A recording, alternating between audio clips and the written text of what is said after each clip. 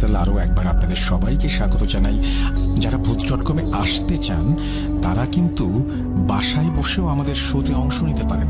আপনার ঘটনাটি রেকর্ড করে ফেলবেন, তো রেকর্ড করে ফেলুন। আপনাদের প্রত্যেকের হাতে স্মার্ট ডিভাইস রয়েছে এবং সেই মোবাইল ফোনের মাধ্যমে কিন্তু আপনারা আপনাদের ঘটনা রেকর্ড করে অ্যাটাচ করে পাঠিয়ে দিতে পারেন ইমেইলের মাধ্যমে। তাহলেই আর কোনো ঝামেলা নেই। যাই হোক, আমরা আসলে খুবই বেশি জোর দিচ্ছি, নেক্সট কয়েক মাস জোর দেব অডিও ক্লিপের ওপরে।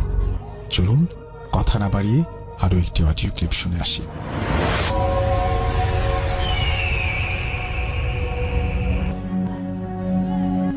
আসসালামু আলাইকুম রাসেল ভাই, ধন্যবাদ আমাদেরকে ভয়েস মেইলের সুযোগ দেওয়ার জন্য।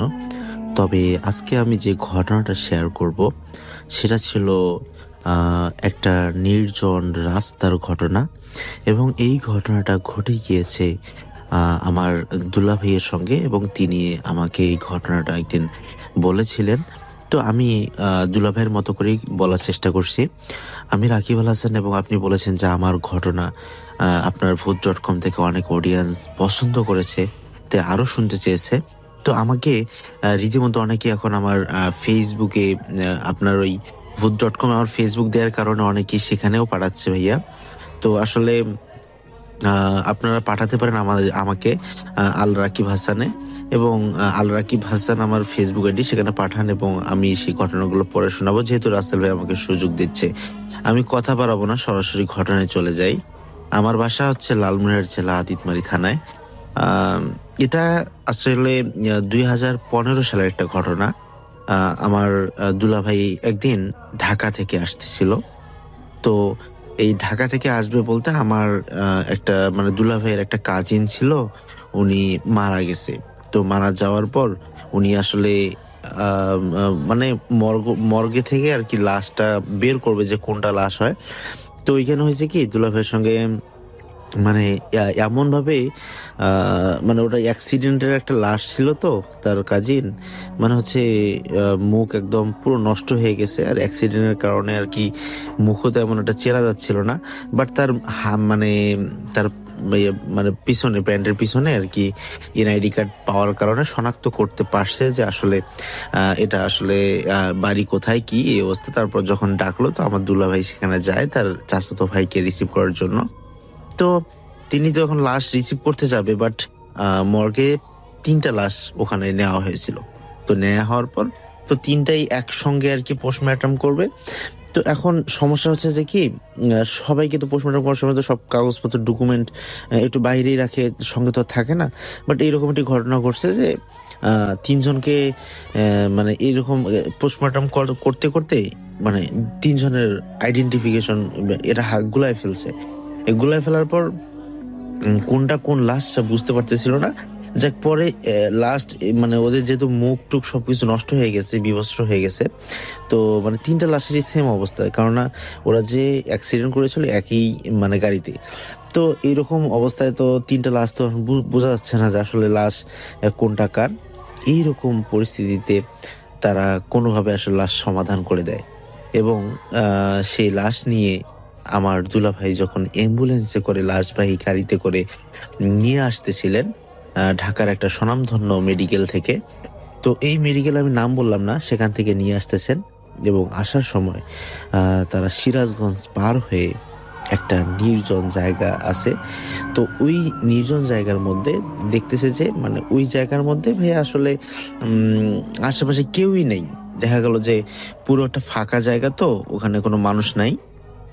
তো তারা কিছুক্ষণ পর ড্রাইভার সাহেব এবং আমার দুলাভাই বুঝতে পারতেছেন যে যে লাশটা নিয়ে আসা হচ্ছে, এই লাশ গুনগুন করে কি জানি মানে কান্না করতেছে, এবং কিসের একটা অদ্ভুত শব্দ হচ্ছে।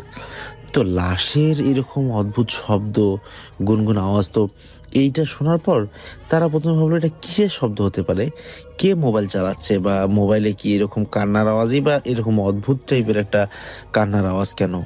তো এটা তারা মানে করার জন্য গাড়িটা তারা থামাইলো। হ্যাঁ, থামানোর পর ড্রাইভারকে বললো যে আসলে এই শব্দটা মানে ঠিক অ্যাম্বুলেন্সের ভিতর থেকে আসছে। এটা বললো আমার দুলাভাই মানে ড্রাইভারকে বললো। ড্রাইভার বললো যে না, অ্যাম্বুলেন্সের ভিতর থেকে কিভাবে আসবে, সেখানে তো একটা লাশ রাখা আছে, আর সেখানে কিভাবে আসবে। মানে যখন গাড়িটা থামাইছে, থামার পর পুরো কান্না টান্না সব বন্ধ হয়ে গেছে। তো এখন দুলাভাই বলতেছে এটা তো অ্যাম্বুলেন্সের ভিতর থেকে আসছে।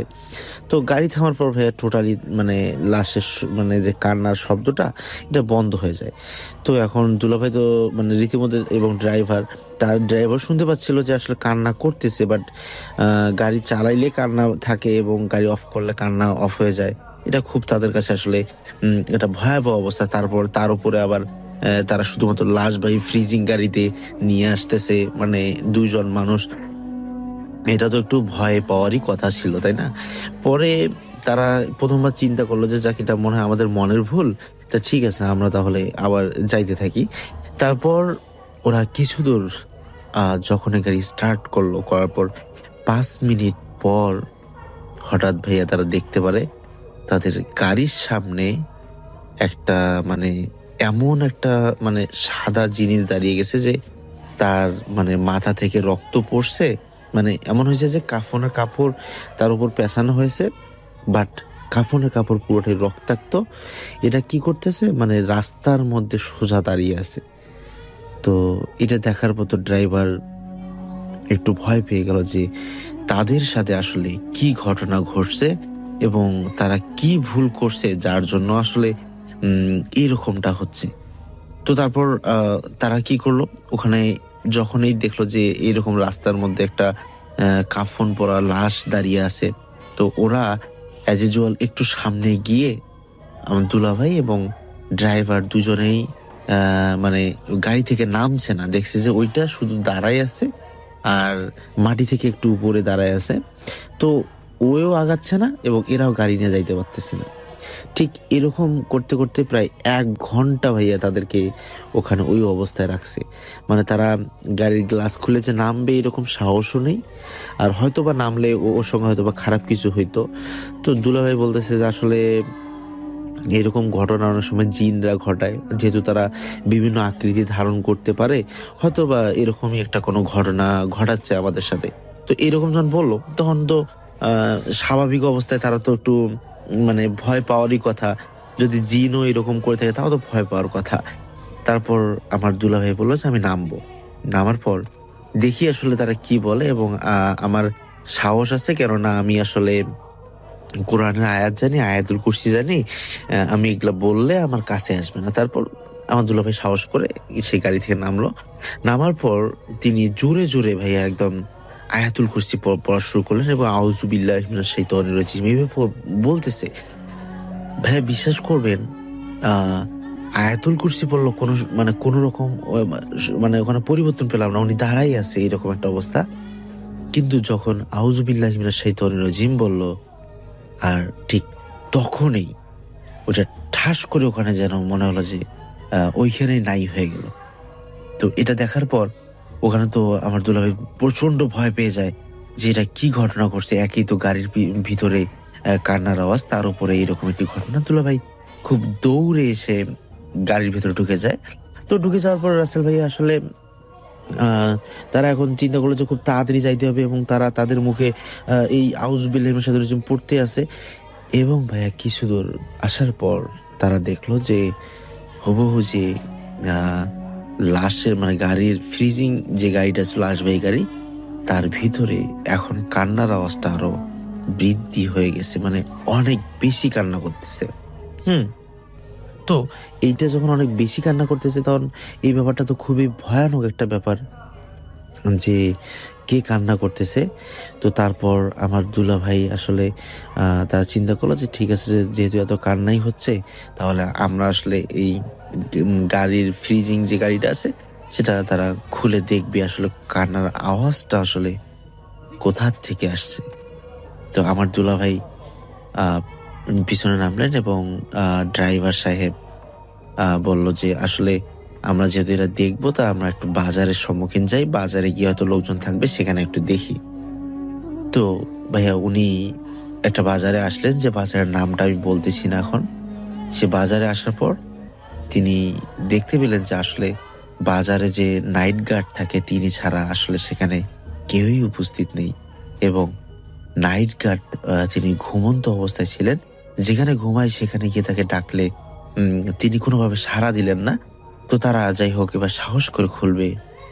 আর এইরকম সময়ে অ্যাম্বুলেন্সের সেই লাশ দেখার জন্য যখন দরজাটা খুলল, দেখলো আসলে অ্যাম্বুলেন্সের ভিতরে সেই লাশটি উধাও হয়ে গেছে। তার মানে ওই লাশটি কি আসলে তাদের গাড়ি আটক দিয়েছিল এর আগে, যে তাকে আটক দিয়েছিল? তো এই লাশ তো এখন নেই, এখন দুইজনেই তো বিপাকে যে কি হলো ঘটনা।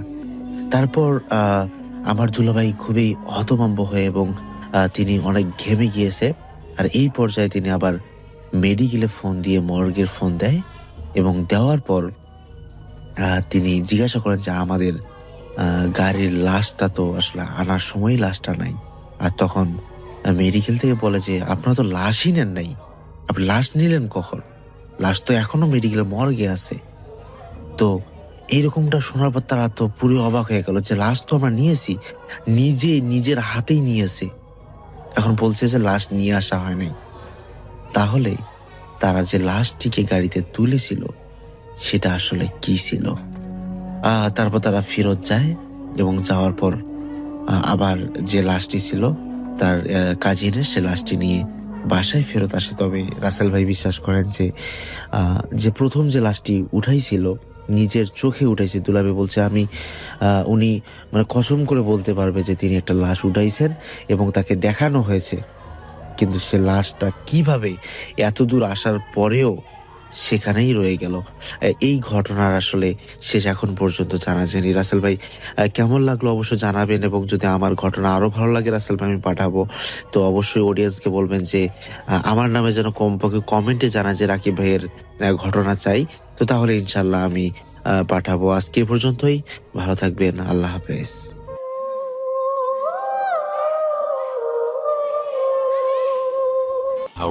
চাকরি হচ্ছে না, যথারীতি বেকার হয়ে বসে আছি। দুটো টিউশনি করাই, টাকা যে খুব বেশি পরিমাণে পাই তাও নয়। শহরের খুব সাধারণ একটি মেসে কোনোভাবে থাকা খাওয়ার খরচ চলে যেত। নিজের জন্য শখ আহ্লাদ মেটাতেই পারি না, পরিবারে টাকা পাঠানো তো অনেক দূরের ব্যাপার। পরিবারের আছে আমার মা, বাবা, দাদি, আমার ছোট ভাই ইশতিয়াক, আমার চাচা, চাচি ও চাচাতো বোন সুমাইয়া। যদিও বাবা সৌদি আরব থেকে মাসে মাসে ভালোই টাকা পাঠান, কিন্তু সেখান থেকে টাকা চাইতে বড্ড লজ্জাবোধ হয়। যেহেতু আমি বড় সন্তান, তাই আমারও যথেষ্ট দায়িত্ব ছিল পরিবারের প্রতি। সে কারণেই মরিয়া হয়ে চেষ্টা করছিলাম একটা চাকরির জন্য, কিন্তু বিধাতা এই সুখ আমার কপালে লেখেননি। বছরের মাথায় আমার সেই চাকরিটাও চলে গেল। হাল না ছেড়ে আবারও চাকরির পরীক্ষা দিতে থাকি নানান জায়গায়। 2016 সালে যখন আমার বয়স 30 পার হয়ে গেল, মনে হলো আমার পায়ের নিচ থেকে মাটি সরে গেছে। ভাবলাম আমার দ্বারা আর বোধহয় কিছু হবে না। ঠিক তখনই মাথায় আসলো নিজের একটা ফার্ম করবার চিন্তা। আমি নিজে কৃষি বিশ্ববিদ্যালয়ে পড়াশোনা করেছি, তাই মনে মনে ভাবলাম যে চাকরি বাকরি যখন আমার কপালে নেই, আমি নিজের অর্থের সংস্থান নিজেই করব। আমার বাড়ির পাশে বেশ কিছুটা পতিত জমি এবং একটা মজা পুকুর আছে, সেটাকে কাজে লাগালেও তো মন্দ হয় না। পরদিন বাবা ফোন করলে বাবার সাথে এই নিয়ে আলোচনা করলাম। ভেবেছিলাম বাবা বোধহয় আপত্তি করবে, কিন্তু আমাকে অবাক করে দিয়ে বাবা বলল, চাকরি বাকরি বোধহয় তোর কপালে নেই, তুই বরং এটা চেষ্টা করে দেখতে পারিস। এর জন্য পুঁজি তুই ব্যাংক থেকে আপাতত লোন নে, আমার হাতে টাকা পয়সা কিছু জমলে তোকে পাঠাবো। চিন্তা করিস না, আল্লাহ যা করেন ভালোর জন্যই করেন। ব্যাংক থেকে কিছু টাকা লোন নিলাম। প্রথমে হাঁস ও মুরগির জন্য আলাদা আলাদা খামার বানিয়ে তারপর সাহস করে 200 হাঁস ও 200 মুরগির ছানা কিনে ফেললাম। প্রথম সঠিক ব্যবস্থাপনায় কিছু অসুবিধা হচ্ছিল, তাই কিছু ছানা মরে গেল। 4 মাস পর যখন আমার হাঁস মুরগিগুলো ভালো দামে বিক্রি হলো, আমার মনে কি যে আনন্দ হচ্ছিল সেটা আমি বলে বোঝাতে পারবো না। ভালো টাকাই লাভ হলো প্রথমবারে। পুরো বিষয়টা চিন্তা করে দেখলাম, তাহলে তো এটাকে নিতে পারি আমার জীবিকা হিসেবে। অন্যের অধীনে চাকরি করেই বা কি হবে। মনে হলো প্রথমবারে যখন ভালো লাভ এসেছে, তাহলে নিশ্চয়ই খামার আরো বড় করলে আরো লাভ হবে। জীবন নির্বাহ করার মতন ব্যবস্থা হয়ে যাবে। এবারে ভাবলাম সরাসরি 2000 মুরগির ছানা ও 2000 হাঁসের ছানা কিনে আনবো, কিন্তু এর জন্য খামার বড় করতে হবে। আমাদের অবশ্য জমি জমা কম ছিল না, তাই ভাবলাম খামারটা এবার আরো বড় করা যাক। কে জানতো সেটাই আমার জীবনে সব থেকে বড় ভুল সিদ্ধান্ত। মূল ঘটনা কিন্তু শুরু হয়েছিল সেখান থেকেই। আমাদের উত্তরাধিকার সূত্রে পাওয়া কিছু বিঘা জমি ছিল, ভাবলাম সেই বুঝেই করব। আমাদের জমির এক কোণায় ছিল বেশ ঘন বাঁশঝাড়। এই বাঁশঝাড় থেকে কখনো কাউকে বাঁশ নিতে দেখিনি। একবার নাকি এক লোক সন্ধ্যাবেলায় এই বাঁশঝাড় থেকে বাঁশ কাটতে এসে আকস্মিকভাবে মারা যায়। এরপর থেকে এই বাঁশঝাড় থেকে আর কেউ বাঁশ নিয়ে যাওয়ার সাহস করেনি। বিশ্ববিদ্যালয়ের এক বন্ধু প্রাণী সম্পদ বিভাগে কাজ করে, তার সাথে ফোনে কথা বলে পরামর্শ করে নিলাম। উপজেলা প্রাণী সম্পদ অফিসে গিয়ে সেখানকার লোকদের সাথে কথা বলে নেই। তারা এসে সবকিছু বোঝার পরে আমাকে বললেন 2000 হাঁস ও 2000 মুরগি পালন করার জন্য খামার বড় করতে হলে আমাকে ওই বাঁশঝাড় কেটে ফেলতে হবে। আমি জানতাম যে ওই বাঁশঝাড় ঘিরে প্রচলিত আছে যে এখানে কেউ বাঁশ কাটতে আসলে সে মারা যায়, কিন্তু এবার তো ডিয়ার লিসনার, শুনছেন ভূত এফএম, আমি আছি রাকিব আল হাসান। বাছাইকৃত সকল ভয়ঙ্কর ভয়ঙ্কর পর্বগুলো শুধুমাত্র এই চ্যানেল আপলোড করা হয় এবং এই চ্যানেলের মাধ্যমে সব সময় রাত ঠিক 10টার সময় এখানে দেওয়া হয়। তাই বাছাইকৃত সকল ভয়ঙ্কর ইমেইল, এপিসোড এবং ভূত এফএম শোনার জন্য এই চ্যানেলটিকে সাবস্ক্রাইব করুন। বাছাইকৃত পর্বগুলো রাজবাড়ির ঘটনা, গ্রামের ঘটনা থেকে শুরু করে সকল বাছাইকৃত পর্বগুলো কোনো রকম অন্য কোনো ঘটনা নেই, শুধুমাত্র বাছাইকৃত ঘটনাগুলো শোনার জন্য অবশ্যই এই চ্যানেলটিকে সাবস্ক্রাইব করুন। চলুন আমরা সরাসরি শুনতে থাকি আজকের ঘটনা। অবশ্যই সাবস্ক্রাইব করবেন, কেননা প্রত্যেক দিনের আপডেটগুলো যেন আপনি পেয়ে যান। চলুন আমরা কথা বাড়াবো না, শুনতে থাকি আজকের ঘটনা। কাটতেই হবে। আমি মোটামুটি বিভ্রান্তই ছিলাম বলা যায়। মা ও বাবার সাথে এই বিষয়টা নিয়ে আলোচনা করলাম। দুজনেই বলল যে বেশি করে লোক লাগিয়ে দিনের বেলার মধ্যেই যেন বাঁশঝাড় পরিষ্কার করে ফেলি। এই ভাবনাটা আমার মনে ধরল। বেশ ঝুঁকি ঝামেলার পর অনেক মানুষ জোগাড় করে ফেলি বাঁশের ঝাড় সাফ করার জন্য। সবাই মিলে ভোরবেলা কাজ শুরু করে দিল, কিন্তু এমনই ভাগ্য সন্ধ্যার আগে পুরো কাজ শেষ হলো না। আসলে বাঁশঝাড়টি যথেষ্ট বড় ছিল, যার ফলে এটা পরিষ্কার করা অনেক সময়ের ব্যাপার ছিল। যাই হোক, সবাইকে বলে দিলাম আগামীকাল ভোরবেলা এসে কাজ শুরু করে দিতে, তাহলে দুপুরের আগেই কাজ শেষ হয়ে যাবে। তারাও সম্মতি জানিয়ে চলে গেল। পরদিন খুব ভোরে ঘুম থেকে উঠে আমি তাদের জন্য অপেক্ষা করছিলাম। কথা ছিল ভোরে ফজরের আজানের পরপরই তারা এসে তাদের কাজ শুরু করবে। আমার বিস্ময়ের কোনো সীমা থাকলো না যখন খেয়াল করলাম সকাল 10টা বেজে গেছে, অথচ একটি লোকেরও আমাদের বাড়িতে পা পড়ল না। ব্যাপারটা কি? মনের মধ্যে এক অজানা অনুভূতিকে সঙ্গী করে রওনা দিলাম সেই লোকের বাড়িতে, যেই লোকদের মধ্যে একটু সে নেতা গোছের ছিল। আরো বিস্ময়ের বাকি ছিল, সেই লোকের বাড়িতে গিয়ে অবাক হয়ে দেখলাম গতকাল আমাদের বাড়িতে আসা প্রায় সকলেই ওই নেতা গোছের লোকটির বাড়ির উঠোনে গোল হয়ে বসে কি যেন আলোচনা করছে। যার বাড়িতে গিয়েছিলাম সেই নেতা লোকটির নাম কুদ্দুস। আমি জিজ্ঞেস করলাম, কি হলো কুদ্দুস ভাই, আপনাদের সবার কি হয়েছে? আজ ভোরবেলা তো আমার বাড়িতে আপনাদের সবার আসার কথা ছিল। সবার তরফ থেকে এবার কুদ্দুস ভাই উত্তর দিলেন, মাফ করবেন ফাহিম ভাই, আপনার এইখানে যাওয়া আমাদের পক্ষে সম্ভব না। আমি এবার আকাশ থেকে পড়লাম, কি বলছেন এগুলো কুদ্দুস ভাই? কেন আসবেন না? কেন আসবেন না আমার বাড়িতে? কোনো সমস্যা হয়েছে? এবার কুদ্দুস ভাই যা বললেন তা শুনে আমি হতবাক হয়ে গেলাম। কুদ্দুস ভাই বললেন, গতকাল রাত্রে ঘুমানোর পর আমরা সবাই একসাথে একই স্বপ্ন দেখেছি। স্বপ্নের মধ্যে আমরা সবাই দেখেছি বাঁশঝাড়ের বড় বড় বাঁশ বাতাসে খুব জোরে জোরে দুলছে, আর দোল খাওয়া বাঁশের ওপরে কয়েকজন বসে আছে। তারা সবাই মিলে একসাথে জোর গলায় বলল, কাল যদি এই বাড়িতে এসে বাঁশঝাড়ে হাত দিস তাহলে তুই নির্ঘাত মরবি। যেভাবেই হোক তুই মরবি, তোকে বাঁচাতে পারবে না কেউ। কথাটা সবাইকে জানিয়ে দিস। তারপর ঘুম থেকে উঠেই সবাই তাড়াতাড়ি আমার বাড়িতে এসেছে এই কথা সবাইকে জানানোর জন্য। কথাগুলো আমি খানিকক্ষণ জড়বুদ্ধির মতন দাঁড়িয়ে রইলাম শুনে। অনেক চেষ্টা করেও তাদের রাজি করতে পারলাম না।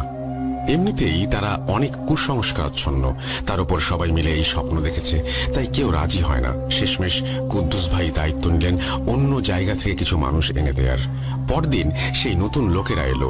একটু সময় লাগালেও তারা মোটামুটি ভালোভাবেই পরিষ্কার করে দিল জায়গাটা। সেই রাত্রে আমি দেখলাম ভয়ঙ্কর স্বপ্ন। প্রচন্ড জোরে বাতাস বইছে, বাতাসের সনসন শব্দ অস্বাভাবিক রকমের জোরে জোরে এসে কানের পর্দাকে এফোঁড় ওফোঁড় করে দিচ্ছে। একটু পর এই সকল শব্দকে ছাপিয়ে পরিষ্কার শুনতে পাচ্ছি একটা কণ্ঠধ্বনি। কাজটা তুই মোটেও ভালো করলি না। তুই আজকে যা করলি তার শাস্তি একটাই, মৃত্যু।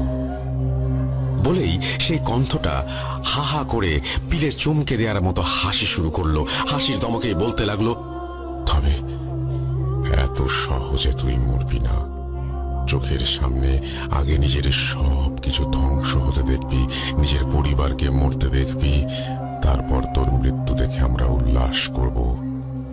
মৃত্যুর জন্য তৈরি হ। ঘুম ভালো হলো না। পরদিন সকালে ঘুম থেকে ওঠার পর সবার আগে আমি মা, দাদি, চাচা, চাচি আর ভাই বোনকে জিজ্ঞেস করি যে গত রাতে কোনো স্বপ্ন তারা দেখেছে কিনা। আমি ভেবেছিলাম প্রত্যেকে হয়তো বলবে যে বাজে কিছু স্বপ্ন দেখেছে, কিন্তু আশ্চর্যের বিষয় হলো কেউ কিচ্ছু দেখেনি গতকাল রাতে। তার মানে ব্যাপারটা শুধু আমার একার সাথেই ঘটে যাচ্ছে। কিন্তু কেন? এর সাথে ওই বাঁশঝাড়েরই বা কি সম্পর্ক? সব গুলিয়ে যাচ্ছে। তবুও দমে গেলাম না। একটু বেলা হতেই লক্ষ্য করলাম কুদ্দুস ভাই দিক বিদিক জ্ঞান শূন্য হয়ে দৌড়ে আসছেন আমার বাড়িতে। বাড়ির উঠান পেরিয়ে এসে হাঁপাতে হাঁপাতে বললেন, ফাহিম ভাই, ওই দিকে তো আর এক সর্বনাশ হয়ে গেছে। আমি চমকে উঠলাম। কি হয়েছে? কুদ্দুস ভাই বললেন, গতকাল রাতে যারা আপনার বাড়িতে বাঁশ কেটে গিয়েছে তাদের সকলেরই গায়ে ভীষণ জ্বর।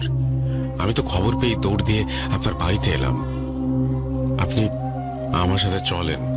আমি দেরি না করে কুদ্দুস ভাইয়ের সঙ্গে রওনা দিলাম। সেই লোকেরা একই কলোনির ভেতরে থাকে। সেখানে গিয়ে তাদের সাথে কথা বলার পর আমি সত্যি ভয় পেয়ে যাই। প্রথম দিনের মানুষদের মতোই এরাও প্রত্যেকেই গতকাল রাতে একটা করে দুঃস্বপ্ন দেখেছে। অনেকগুলো মানুষের মতো অবয়ব তাদের ওই বাঁশঝাড়ের চারিদিকে ঘিরে ফেলেছে। এবার সবাই গোল হয়ে ঘুরে ঘুরে বলতে লাগলো, আমাদের সর্বনাশ করে পার পেয়ে যাবি ভেবেছিস? কখনো না। তোরা তো শাস্তি পাবেই। সব থেকে বড় শাস্তি পাবে বাড়ির লোকগুলো। এই স্বপ্ন দেখার পর থেকেই গতকাল কাজে আসা প্রত্যেকটি লোক অসুস্থ হয়ে পড়েছে। কি করব বুঝতে পারছিলাম না। তবু চিকিৎসা বাবদ তাদের কিছু টাকা পয়সার ব্যবস্থা করে বাড়িতে এলাম। এত কিছু চিন্তায় মাথাটা খুব ঝিমঝিম করছিল। বাবা ফোন করলে তাকে সবকিছু খুলে বললাম। ভেবেছিলাম বাবা বোধহয় সমাধান হিসেবে কিছু একটা বলবেন, কিন্তু আমার কথা শুনে বাবা তো হেসেই খুন। বাবা হাসতে হাসতে বললেন, আরে বেটা, এসব হলো ওদের কুসংস্কার। এদের এই কুসংস্কারের চিন্তা ভাবনা নিয়ে মাথা ঘামানোর কোনো দরকার নেই। তুমি তোমার মতো কাজ করো। প্রচন্ড মাথা ব্যথা হচ্ছিল।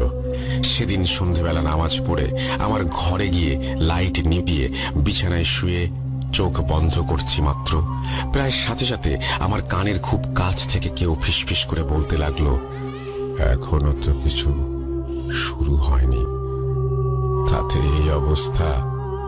শুরু হলে পরে তোর কি হবে? হ্যাঁ? লাফ দিয়ে উঠে বসলাম। বিছানা থেকে লাইটের সুইচ অনেকটা দূরে উঠে গিয়ে সুইচ টিপলাম। লাইট জ্বলল না। মানে মাথার উপর তো ফ্যান ঠিকই ঘুরছে, লাইটে আবার কি সমস্যা হলো? আবারও সুইচ টিপলাম। এবার শব্দ হবার সাথে সাথেই আশেপাশের সব শব্দ বন্ধ হয়ে গেল। একেবারে শুনশান পরিবেশ। কিন্তু আমি বুঝতে পারছিলাম না যে আমার চতুর্দিকে অনেকেই দাঁড়িয়ে আছে। গরম নিঃশ্বাস টের পাচ্ছি ঠিকই, অথচ আমি ছাড়া আর কেউ নেই। আর পারছিলাম না, মাথা ঘুরছে বনবন করে। আমি একটা চিৎকার দিয়ে অজ্ঞান হয়ে পড়ে যাই। জ্ঞান ফিরে আসার পরেই খেয়াল করলাম আমার ঘরে বাতি জ্বলছে। আশ্চর্য, এটা কি আদৌ সম্ভব? সামান্য ঘাড় ঘুরিয়ে তাকালাম, দেখলাম আমার চাচাতো ছোট বোন সুমাইয়া আমার পাশে বসে আছে। এবার সুমাইয়াকে জিজ্ঞেস করলাম, বাড়ির অন্যরা কোথায় রে? এরপর সুমাইয়া আমাকে যা বলল তা শোনার জন্য আমি একটুও প্রস্তুত ছিলাম না। কিছুক্ষণ আগে দাদি ছাদের দরজা লাগাতে আসার সময় হঠাৎ করেই ওপরের সিঁড়ি থেকে বেকায়দায় পড়ে গিয়ে কোমর ভেঙে ফেলেছেন। কথা শুনে বিছানা থেকে উঠতে চাইলাম, কিন্তু পারলাম না। অসম্ভব ভারী হয়ে আছে মাথা। এর মধ্যে লোডশেডিং হয়ে গেল। আবছা অন্ধকারের মধ্যেই বোনকে বললাম, একটু পানি নিয়ে আয়, খুব তেষ্টা পেয়েছে। বোন পানি আনতে গেল। ক্ষণিকের মধ্যে আমার কানের কাছে গরম নিঃশ্বাস, সেই ফিসফিসে আওয়াজ, কেমন? এভাবেই একটা দুর্যোগ যাবে। পর আরেকটা দুর্যোগ আসতে থাকবে, একে একে সবাই মরবে, আর সবশেষে তুই। চোখের সামনে সহ্য করতে পারবি তো এত কিছু? এরপর আবারও সেই শরীরই হিম করা হাসি হাসতে হাসতে সেই আওয়াজ গায়েব হয়ে গেল। আমার মুখ দিয়ে কোনো শব্দ বের হচ্ছিল না। এর মধ্যে সুমাইয়া পানি নিয়ে এলো, খেয়ে সামান্য ধাতস্থ হলাম। খবর এলো দাদিকে শহরের হাসপাতালে ভর্তি করা হয়েছে এবং দাদির কোমরের প্লাস্টার শুরু করা হয়েছে। মানে সামান্য স্বস্তি, আর প্রায় পুরোটাই অস্বস্তি নিয়ে রাতটুকু কোনো রকমে পার করলাম। শরীর ভালো না, এক ফোঁটাও ঘুম এলো না চোখে। ভোরবেলা ঘুম থেকে উঠে শরীর খারাপ থাকার পরও চলে গেলাম কুদ্দুস ভাইয়ের বাড়িতে। উদ্দেশ্য হলো একজন কবিরাজের সন্ধান। চুলোয় যাক পোল্ট্রি ফার্ম। আমার কাছে আমার পরিবার সবার আগে। কুদ্দুস ভাইকে বারবার ফোন করেও পাচ্ছিলাম না, তাই কষ্ট করে হলেও তার ঘরে যেতেই হলো। যাই হোক, কুদ্দুস ভাইয়ের বাড়িতে গিয়ে দেখি তিনি কাজে যাবার আগে ভাত খাচ্ছেন। খাওয়া শেষ হলে আমি কুদ্দুস ভাইকে সবকিছু বললাম। কুদ্দুস ভাই বললেন, ফাইন ভাই, এই গ্রামের তেমন অভিজ্ঞ কোনো লোক নেই। পাশের গ্রামে একেবারে শেষ প্রান্তে এক অনেক বৃদ্ধ লোক আছে, তিনি অনেক বৎসর ধরে এইসব চর্চা করেন। এখন এগুলো করেন কিনা জানি না। এখন আমি কাজে যাই ভাই, দেরি হয়ে যাচ্ছে। কাজ থেকে ফিরে কথা হবে। কাজ থেকে ফেরার পর সন্ধ্যার দিকে কুদ্দুস ভাই আর আমি সুমাইয়া গেলাম পাশের গ্রামে ওই কবিরাজের বাড়িতে। কবিরাজকে দেখে বুঝলাম তার বয়স ৮০ ওপরে তো হবেই। কবিরাজ আমাদের দেখার পর খুবই নম্র স্বরে বললেন, কোনো সমস্যা নিয়ে এসেছেন? আমরা মাথা নাড়লাম। তিনি বললেন, আমি তো এখন আর কবিরাজি করি না, তারপরও তোমাদের সমস্যার কথা খুলে বলো, দেখি আমি কিছু করতে পারি কিনা। এরপর এতদিন পর্যন্ত যা যা হয়েছে সবকিছু তাকে খুলে বললাম। সবকিছু শুনে কবিরাজ অবাক হয়ে বললেন, তুমি কি খলিলুল্লাহ নাতি? এবার আমরা তিনজনেই চমকে উঠি। আমার দাদার নাম খলিলুল্লাহ, কিন্তু আমার দাদার নাম কবিরাজ জানলেন কেমন করে? জিজ্ঞেস করতে তিনি বললেন, সে এক বিশাল কাহিনী, তোমরা জানো না, কারণ এই কাহিনী তোমাদের জন্মের আগের। আমি বললাম, সে সময় কি হয়েছিল সেটা আপনার মনে আছে? তিনি বললেন, কেন মনে থাকবে না, অবশ্যই আছে। আমি এই ঘটনার সমাধান করে দিতে পারি, তবে সেটা কাল সকালের আগে সম্ভব নয়। আগে তোমাদের বলি, আজ থেকে ৪০ বছর আগে কি হয়েছিল সেই সময়। এই পর্যায়ে কবিরাজ দাদা তার ঘটনা বলতে শুরু করলেন। আজ থেকে ৪০-৪৫ বছর আগের কথা। তখন তোমাদের জন্মই হয়নি। তোমার বাবা ছিল কিশোর, আর তোমাদের দাদু অর্থাৎ খলিল ছিল মধ্যবয়সী। খলিল ছিল আমার বন্ধু মানুষ। আমাদের মধ্যে অনেক মিলমিশ ছিল। আমাদের আর্থিক অনটনের সময় খলিল আমাকে নানাভাবে সাহায্য করেছিল। তার এই উপকার আমি কখনো ভুলতে পারবো না। সেই সময় খলিলের জমিজমা পাওয়ার লোভে ওর এক আত্মীয় ওর ওপর কালো জাদু করে এবং জিন চালান দেয়। কিন্তু বিপদ বুঝতে পেরে খলিল আমার কাছে ছুটে আসে সাহায্যের জন্য। তখন আমি পুরো দমে কবিরাজি চর্চা করি। আমি বুঝতে পারি যে খলিলের পরিবারের ক্ষতি করার জন্য একটি জিনের পুরো পরিবারকে চালান করে দেওয়া হয়েছে। খলিলের পরিবারের উপরে বিপদ নেমে আসছে। আমি খুব কষ্ট করে ওই জিনদের সাথে কথা বলতে সক্ষম হই। ওই জিনরা ভীষণ খারাপ আর ধূর্ত প্রকৃতির। তাদেরকে আমি এখান থেকে চলে যেতে বলি। তারা যাবার জন্য আমার কাছে শর্ত দেয় যে তাদের আদেশ করা হয়েছে খলিলের প্রাণ নেয়ার জন্য, সেটা না নিয়ে তারা যাবে না। আরেকটা শর্ত দেয় যে এই বাড়ির সীমানার বাইরে তারা যাবে না। বাড়ির সীমানার ভেতরে ওই বাঁশ ঝাড়েই তারা আশ্রয় নেবে, কিন্তু তাদেরকে কেউ বিরক্ত না করলেও তারাও কাউকে ক্ষতি করবে না। পরিবারের সকলের মঙ্গলের কথা চিন্তা করে খলিল সব কঠিন শর্ত মানতে রাজি হয়। সেদিনই খলিল বাড়িতে গিয়ে হঠাৎ করে রক্তবমি করতে করতে মারা যায়। মারা যাবার আগে কাউকে সে এই ব্যাপারে কিছু বলে যেতেও পারেনি। আমাকে কিছুদিন পর অন্য কারণে এই এলাকা ত্যাগ করতে হয়। কয়েক বছর আগে আবার ফিরে এসেছি ভিটায়। শরীর ভালো থাকে না, তাই কারো সাথে এখন যোগাযোগ নেই। তোমার দাদিকে আমার কথা বলো, তিনি আমাকে চিনতে পারবেন। কাল আমার শিষ্যদের পাঠাবো। ওরা ৮টি মহাশক্তিশালী কবচ নিয়ে যাবে এবং বাড়ির ৮ দিকে ৮টি পুঁতে দিয়ে আসবে। শুধু এটা মনে রেখো, এই কবচগুলো যেন কখনো সরানো না হয়। এই কবচগুলো আমি আমার সারা জীবনের জ্ঞান ও অভিজ্ঞতা দিয়ে নির্মাণ করব। কাজেই এগুলো যাতে নিরাপদে থাকে সেই দায়িত্ব তোমাদের উপরেই। আশা করি তোমাদের পরিবারের আর কোনো ক্ষতি হবে না। যাও, এবার বাড়ি চলে যাও। সর্বশক্তিমান আমাদের সকলের মঙ্গল করুক। কবিরাজ দাদুর কথা শেষ হলো, আমরাও ফিরে এলাম বাড়িতে। পরদিন যথারীতি কবিরাজ দাদুর শিষ্য এসে কবচগুলো স্থাপন করে দিয়ে যান। এরপর থেকে আমার পরিবারে আর কোনো সমস্যা হয়নি। এই বলে ফাহিম ভাইয়া তার ঘটনা শেষ করলেন। এই ছিল আজকের ঘটনা। আশা করি ভালো লেগেছে। সবাই ভালো থাকুন। সবাইকে শুভকামনা জানিয়ে এখানেই রাশ টানছি। যাচ্ছি আমাদের দ্বিতীয় অতিথির কাছে। আপনার ঘটনাটা খুব ছোট্ট করে প্লিজ বলবেন। থ্যাংক ইউ রাসেল ভাই।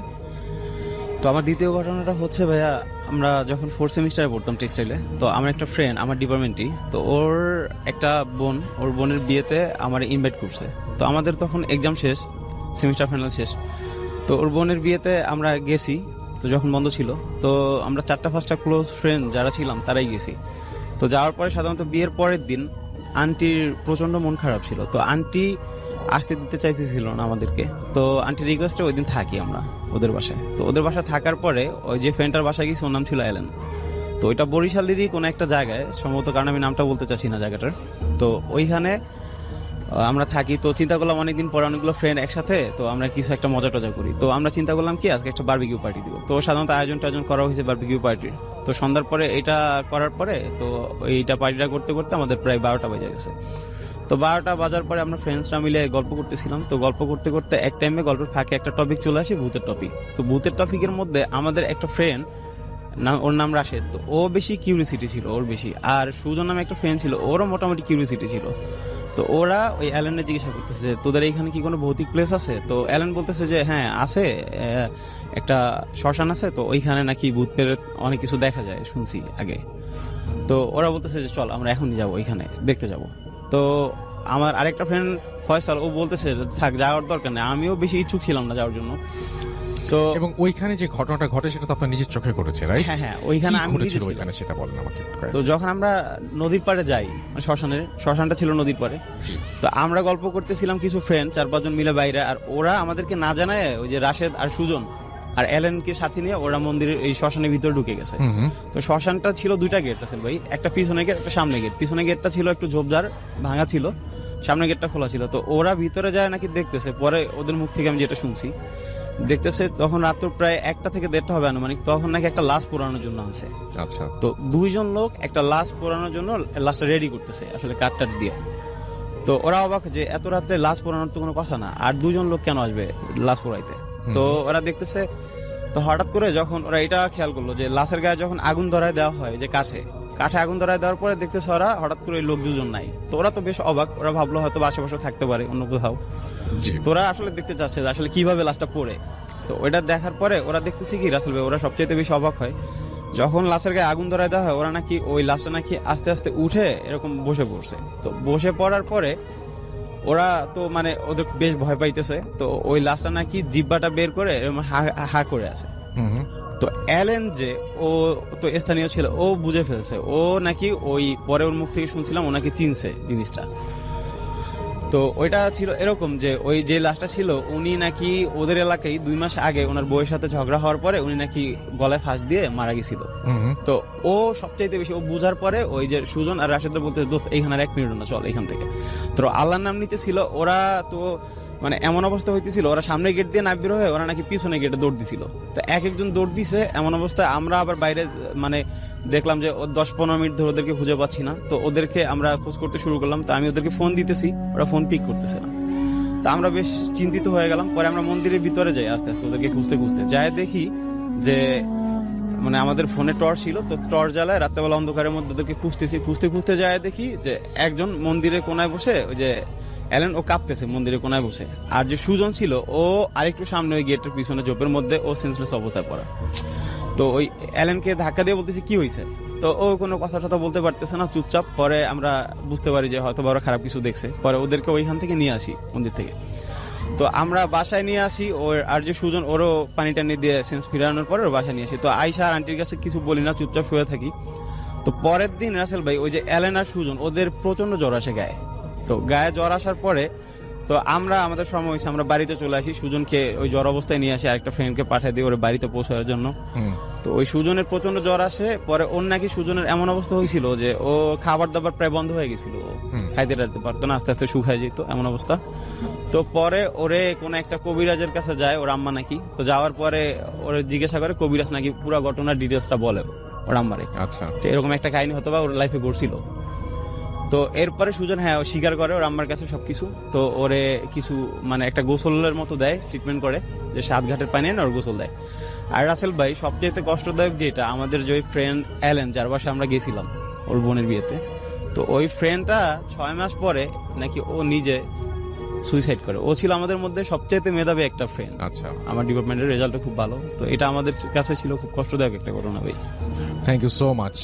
চলে যাবো এখন হাফেজ মাইনুদ্দিন ভাইয়ের কাছে, এবং আশা করছি যে আপনারা সবাই আমাদের সঙ্গে পুরোটা সময় আছেন। আসসালামু আলাইকুম। ওয়েলকাম সালাম। ঘটনা আমি বলবো, স্বপ্নের মাধ্যমে যে মানুষের দেখা করে সেই বিষয়টা নিয়ে আমাকে একটা লোক এই কথাটা বলছে। গত সপ্তাহে আমাদের প্রোগ্রামটা এটা ছিল, ওরা আমার সাথে এই লোকটা শেয়ার করে। এরকম উনি মধ্যবয়সী একটি লোক, উনি সাংসারিক কিছু অশান্তির কারণে তো তার পরিকল্পনা ছিল সে আত্মহত্যা করবে। তার প্রেশান অশান্তি, জি, তো তার পরিকল্পনা ছিল যে আমি আত্মহত্যা করব, আত্মহত্যা করলে আমি সব কষ্ট থেকে মানে ভালো থাকবো। তার এটাই চিন্তা ভাবনা ছিল যে আমি আর দুনিয়াতে থাকবো না, আমি চলে যাব। তো এই পরিকল্পনা অনেকদিন ধরে তার নাকি ছিল। তাই সে একদিন গাজীপুরও ঘুরে আসছে যে কিভাবে সে আত্মহত্যা করতে পারে। তো আত্মহত্যা যেদিন করবে এর 2 দিন আগে সে খুব ভালোভাবে নামাজ পড়ে এবং সবার সাথে ভালো ব্যবহার করে, কথাবার্তা ভালো বলে, এবং সে দড়ি কিনে নিয়ে আসে। সে এরকম চিন্তা করলো যে আমি রাত্রিবেলায় যাব, দেরি করে, যেন রাত 1টা-2টার দিকে আমি গাছের মধ্যে ঝুলে ফাঁস দিয়ে মরে যাব। আচ্ছা, তো সেই কথার মতো সে এরকম রাত্রিবেলা সে গাজীপুরে রওনা দেয় ঢাকার থেকে। সে যেখানে গেছে গাজীপুর, উনি আবার ধূমপান করতো। তো সেই বনটার ভিতরে, বাগানটার ভিতরে গিয়ে বসে খুব চিন্তা করতেছে যে করবে কি করবে না সে, এবং খুব টেনশনে ধূমপান করতেই ছিল। ওই সময় মুহূর্তে একটি পাগল তার কাছে আসে, একেবারে খুব পাগল। ওনার কাছ থেকে সে সিগারেটটা হাতে নিয়ে সেই পাগলটা টান দিয়ে শুরু করে, মানে ধূমপান করে। তো ওনার হাতে যে দড়িটা ছিল সে পাগলটা দেখে, এবং সে পাগলটা তার কাছ থেকে দড়িটা কেড়ে নিয়ে সে গাছের মধ্যে ঝুলিয়ে সে পাগল নিজেই আত্মহত্যা করে। আচ্ছা, এই আত্মহত্যা করার সময় তার চেহারাটা বিভৎস হয়ে যায়, এবং সেই ব্যক্তি আমাকে বলল যে যখন ওই পাগলটা আমার চোখের সামনে কাজটা করলো, আমি এমন ভাবে ভয় পেলাম যে ওকে বাঁচাবো না কি করবো সেটা আমি জানিনি, আমি ছুটে পালালাম। আচ্ছা, এমন ছুটে পালালাম, সেই থেকে এখনো ঘুমের মধ্যে বললো যে রাত্রে ঘুমাবো বা দিনেই ঘুমাই, সেই পাগলটা আমাকে ডাকতে থাকে যে আসো আমার কাছে এবং তুমি ফাঁসি দাও। সে এখনো বললো যে আমি যে দিনের বেলাও ঘুমাতে সময় ওই পাগলটাকে দেখতে পাই, রাত্রে বেলা ঘুমাইলেও আমি সেই পাগলটাকে দেখতে পাই। আমাকে ঘুমের মধ্যে শুধু বলে আসো আমার কাছে, তুমি এসে ফাঁসি দাও। আচ্ছা, তো এই পর্যন্ত তারিখগুলো চলতেছিল। সে ডাক্তারের পরামর্শ নিয়েছিল, তাকে ঘুমের ওষুধ দেওয়া হয়। উনি বললো ঘুমের ওষুধ খাওয়ার পরেও উনি দীর্ঘ সময় এই ফাঁসি এই পাগলটাকেই দেখে। অর্থাৎ সে পাগলটাকে কখনো দেখে নেই, সে পাগলটাকে চেনে না। সেদিন সেই গাজীপুর যাওয়াতে তার কাছে একটু সামান্য বসলো, এবং সেই উনি নিজে আত্মহত্যা করবে, কিন্তু সেখানে সেই পাগলটা যে আত্মহত্যা দেখালো, এখন সেটাও বললো যে পাগলটা কি সত্যিকার আত্মহত্যা করেছে না আল্লাহ আমাকে সাহায্য করেছে যে ভয় দেখে এখান থেকে পালানোর জন্য, সেটা আমি জানি না। আচ্ছা, এটাই আমার ছিল ভাইয়া ঘটনা। Thank you so much. আসসালামু আলাইকুম রাসেল ভাই। ওয়ালাইকুম সালাম। আমি মাহমুদ হাসান মুন্না, আমি জি। এসেছি বরিশাল থেকে। জি, বলুন আপনার ঘটনা। তো রাসেল ভাই প্রথমেই বলতে চাই, আমি আজকে প্রথম যে ঘটনাটা বলবো সেটা আমার দাদার কাছ থেকে শোনা। আমার দাদা গত ডিসেম্বর মাসের 23 তারিখে মারা গেছে। সবাই আমার দাদার জন্য দোয়া করবেন। তো আমার দাদারা ছিলেন 2 ভাই। তো দাদারাদের যে পুরানো বাড়ি সেটা ছিল আমাদের যে বর্তমান যে এলাকা চন্দ্রমোহন, তার পাশে একটা গ্রামে চরদারিয়াল নাম। জি, তো ওইখান থেকে দাদারা চন্দ্রমোহন আইসা একটা বাড়ি করে। তো দাদারা 2 ভাই বাড়ি করার পরে ওই বাড়িতে থাকতো, নতুন বাড়িতে থাকতো দাদারা 2 ভাই, আর আমার যে বড় দাদি ছিলেন উনি আর ওনার আম্মা। তো থাকার পরে তো বাসার যত কাজ টাজ, পুরুষ বলতে আমার দাদাই ছিলেন, কৃষি কাজ করতেন দাদা তখন। তো সারাদিনের কাজ শেষে আমাদের ওইখানে আবার রাসেল ভাই গ্রাম অঞ্চলে, জি যে আজকে থেকে মানে 60 দশকে, জি 1960 দশকের দিকে, তো ঘটনাটা ছিল এমন। জি আমাদের পাশের গ্রামে একটা লাঠি খেলার আয়োজন করা হয়েছিল, যে বাংলা বাজার নামে একটা জায়গায়। তো ওইখানে দাদা চিন্তা করলেন যে সারাদিনের কাজ শেষে লাঠি খেলা দেখতে যাবে। তো দাদা যখন মানে সারাদিনের কাজ শেষ করার পরে লাঠি খেলা দেখতে যাবে, তো আগে গ্রাম অঞ্চলে তেমন রাস্তাঘাট অবস্থা ভালো ছিল না, তো মানুষের চলাচলের মাধ্যম হিসাবে নৌকা ব্যবহার করতো। বিশেষ করে যারা কৃষিকাজ করতো তাদের তো বাসায় নিজেদের একটা করে নৌকা থাকতো এমন। তো দাদা সারাদিনের কাজ শেষে নৌকা নিয়ে ওই পাশের গ্রামে যেখানে লাঠি খেলা হচ্ছে ওইখানে চলে যায়। তো উনি সন্ধ্যার পরে ওনার কাজ শেষে লাঠি খেলা দেখতে যায়। তো লাঠি খেলা শেষে যখন বাসায় আসতেছিল তখন আনুমানিক রাত, উনি আমার যেটা বলছেন 10টা থেকে কি 11টা হবে এরকম একটা মাঝামাঝি সময়। তো উনি আসতেছেন নৌকা দিয়ে, আস্তে আস্তে একা আসতেছেন রাত্রেবেলা। তো গ্রাম অঞ্চলে 10টা 11টাই অনেক রাত্র। তো উনি যখন খালের একটা পাড় দিয়ে আসতেছিলেন, তো খালটা ছিল বিলের সাথে মানে অ্যাডজাস্ট করা। তো ওই সময়টা ছিল বর্ষাকাল, পানিতে পুরা ভরা ছিল। তো উনি খালের পাড় দিয়ে যখন আসতেছিলেন, কিছু দূর যাওয়ার পরে উনি দূরে একটা আলো দেখতে পায়। তো যখন আলোটা দেখতে পায়, তো উনি নৌকা চালায় যখন আলোটার কাছাকাছি চলে আসে, তো দেখে যে ওইখানে একটা ঘাট ছিল, ওই ঘাটের পাড়ে একটা মহিলা দাঁড়ানো। তো ওনারে মহিলা হাত দিয়ে ইশারা করতেছে নৌকাটা থামানোর জন্য। তো উনি নৌকাটা থামানোর পরে উনি যেটা দেখছে, তো ওই যে মহিলা ওনারও চিনে, আমাদের এলাকার এক লোক, ওনার নাম ছিলেন জব্বার, ওনার আম্মা। জি তো উনি বলতেছে যে বাবা, তুমি আমার একটা উপকার করবা, আমার স্ত্রীর তো মানে এই প্রসব বেদনা উঠছে, তুমি একটু কষ্ট করে, আমাদের ওই গ্রামে একটা মহিলা ছিলেন দাইমা, যিনি উনি আবার ওই মানুষের বাড়ি বাড়ি যায় এই কাজ করতেন, মানুষের সাহায্য করতেন। তো আমার একটু ওই যে খান নামে একটা বাড়ি ছিল, তো ওইখানে নামাই দিবা একটু কষ্ট করে, আমাদের বাড়িতে কোনো পুরুষ মানুষ নয়, ওনার ছেলে আবার আর্মিতে চাকরি করতো তখন। জি তো উনি অত কিছু ভাবে নাই, তখন উনি চিন্তা করলো যে মানুষের সাহায্য করি। তো উনি উঠানোর পরে উনি নৌকা চালাচ্ছে। তো তখন রাসেল ভাই ওই সময়টা ছিল ভাটা চলতেছিল তখন। তো উনি পিছনে ফিরে দাঁড় বাইতেছিল নৌকার। তো ওইটা পাওয়ার পরে কিছু দূর যাওয়ার পরে আমার দাদা আবার কি করতেন, স্মোক করতেন। তো উনি চিন্তা করলো যে এখন একটা সিগারেট ধরাই, যেহেতু একটু ঠান্ডা ঠান্ডা লাগতেছে। তো উনি সিগারেট ধরানোর জন্য, সিগারেটটা ছিল আবার পিছনে, উনি সেটা নেওয়ার জন্য একটু পিছনে তাকায়। তো রাসেল ভাই তাকানোর পরে উনি ফার্স্ট যেটা দেখে, তো সেটা হলো গিয়া ওই যে মহিলার হাতে একটা কুপি টাইপের একটা দেখছিল প্রথম। তো আসলে এটা কুপিও না, ওটা কিসের আলো উনি ওইটা আজকে পর্যন্ত আমার যখন বলছে তখনও মানে ওটা জানতে পারেন ওটা কিসের আলো ছিল। জি তো আরেকটা জিনিস লক্ষ্য করে রাসেল ভাই, ওই মহিলার হাতে নাকি একটা ব্যাগ ছিল, যেটা উনি আন্ধারে দেখতে পারে নাই, অন্ধকারের মধ্যে। তো উনি দেখতেছে যে ওই মহিলা ওই পুটলি থেকে কিছু একটা বের করে, লাইক মানুষের কাটা হাত, উনি নিচের দিকে তাকায় ওইটা চাবায় খাচ্ছে। তো রাসেল ভাই এটা দেখার পরে দাদা মানে খুব বেশি ভয় পায়। তো হঠাৎ করে ওই মহিলা মানে টের পায়ে গেছে, ওনার দিকে তাকাইছে। তাকানোর পরে দাদা আল্লাহর নাম নিতেছিল তখন। তো ওনার টার্গেট ছিল একটাই, নৌকাটা কোনো একটা ভাবে খালের সাইড করে উনি লাফ দিবে ওইখান থেকে, নৌকা থেকে। তো উনি কোনোভাবে নৌকাটা সাইড করে খাল থেকে লাফ দেয়। তো লাফ দেওয়ার পরে উনি দৌড় দেওয়ার চেষ্টা করে। তো উনি দৌড় দিয়ে কিছু দূর যায় সামনে, ওনার কাছে মনে হইতেছিল যে উনি যতই যাচ্ছে মানে ওনার হাত পা সব অবশ্যই আসতেছে, হাত পা চলতেছে না ওনার। আচ্ছা কিছু দূর যাওয়ার পরে উনি দেখতেছে যে ওই মহিলা ওনারে হাত দিয়ে ইশারা করে ডাকতেছে। তো উনি অনেক কষ্ট করে আল্লাহর নাম নিতে নিতে মানে দৌড়ে কিছু দূর যায়। তো যাওয়ার পরে ওই আগে মানে বাড়িঘর ছিল একটু দূরে দূরে, তো উনি একটা বাড়ির কাছাকাছি চলে আসে। তো চলে আসার পরে ওই বাড়ির সামনে ছিল একটা তাল গাছ। তো উনি দেখতেছে যে তাল গাছ থেকে ধাপ করে একটা শব্দ হয়েছে। শব্দ হওয়ার পরে উনি দেখতেছে যে ওনার কিছু দূর সামনে একটা লোক, জুব্বা পরিহিত একটা লোক, 2 পা মেলে উনি দাঁড়ায় আছে ওনার সামনে। আর পিছন থেকে যে ওই মহিলা, উনি লাফায় রাসেল ভাই ওনার সামনে আসতেছে। তো উনি এটা দেখার পরে ওই মহিলাটা যখন লাফায় সামনে আসতেছিল, তো ওনার দিকে একটা বিদকির একটা হাসি দিতেছিল তখন। তো হাসিটা দিয়ে যখন ওনার সামনে চলে আসে, তখন আমার দাদা নিজেরে ঠিক রাখতে পারেনি, তখন উনি সেন্সলেস হয়ে পড়ে ওইখানেই। তো পরের দিন সকালে রাসেল ভাই ওই যে খালে যারা মাছ ধরতেন, জাল পাতা ছিল, জাল দিয়ে মাছ ধরতেন বর্ষাকালে। তো এক লোক এরকম সকালবেলা ওনারা জাল উঠানোর জন্য আসে। তো আসার পরে নাকি দাদার মুখ থেকে যেটা শুনছিলাম, ওনারে সেন্সলেস অবস্থায় পাইছে ওইখানে। তো পাওয়ার পরে পরের দিন দাদারে বাসায় নিয়ে আসে। তো দাদার প্রচন্ড জ্বর ছিল গায়ে। তো জ্বরটা থাকার পরে ওনার বাবা, আমার দাদার যে বাবা, তো উনি আবার মসজিদে ইমামতি করতেন। তো উনি ঝাড়ফুঁক করেন। পরে আমাদের এলাকায় স্থানীয় এক পীরের কাছে নিয়ে যায়, চন্দ্রমণির এক পীর। তো ওনার কাছে নিয়ে যাওয়ার পরে এই ঝাড়ফুঁক টুক করে, তারপরে আর ওনার সাথে কোনো সমস্যা না রাসেল ভাই। এই ছিল আমার প্রথম ঘটনা। Thank you so much. আমরা আপনার ঘটনার জন্য আপনাকে ধন্যবাদ জানাই। চলে যাচ্ছি একটি অডিও ক্লিপে, ফিরে আসবো একটু পরে। স্টে টিউনড টু রেডিও ফুর্তি এফএম এন্ড ডু ফুর্তি। নমস্কার রাসেল ভাই, আমি দীপ। অনেকদিন পর আমি ভূত এফএম অডিও স্টোরি পাঠাচ্ছি কলকাতা থেকে।